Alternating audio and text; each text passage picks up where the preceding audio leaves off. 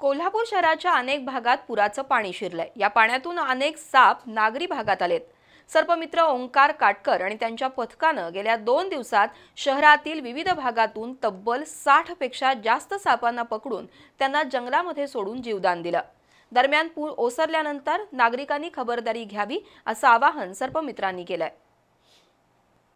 कोल्हापूर शहराला महापुराचा तडाखा बसलेला असतानाच आता नागरिकांसमोर आणखी एक संकट निर्माण झालंय।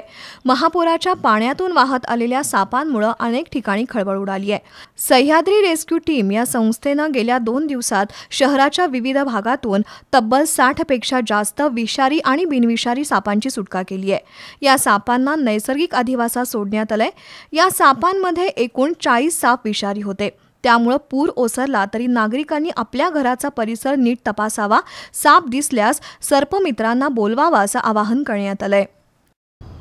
पूरस्थिती कोल्हापूर शहरात निर्माण झाली आहे, तरी सर्वत्र सरपटणाऱ्या प्राण्यांचं प्रमाण जरा वाढत आहे। तरी सर्वांना एवढंच आव्हान आहे की सरपटणारा प्राणी किंवा कोणताही जंगली प्राणी दिसल्यास त्याला हात न लावता किंवा कोणताही त्याबरोबर चेष्टा किंवा त्यासोबत हाताळण्यापेक्षा तुम्ही वन विभागाच्या टोल फ्री नंबरला जर फोन केला 1926 तर तुम्हाला योग्य ती मदत मिळाली जाईल। लगेच दाखल झाल्यानंतर आम्हाला दिसून आले की माकडाची आई विजेचा धक्का लागून मृत झाली होती। तसंच तिचे पिल्ले तिच्या अंगाला कवटाळून बसले होते, पण माकडाच्या पिल्लूला काही झाले नव्हते, ते सुस्थितीत होते। त्याला आपण रेस्क्यू केले। त्यावर थोडे प्राथमिक उपचार करून तत्काळ गावातील एका नजीकच्या लोकांना संपर्क साधला। त्यांनी सांगितले की इथे जवळपास माकडाचा एक कळप आहे, तर तिथे कळप बघण्यात आला। कळपात जास्त प्रमाणात माद्या होत्या।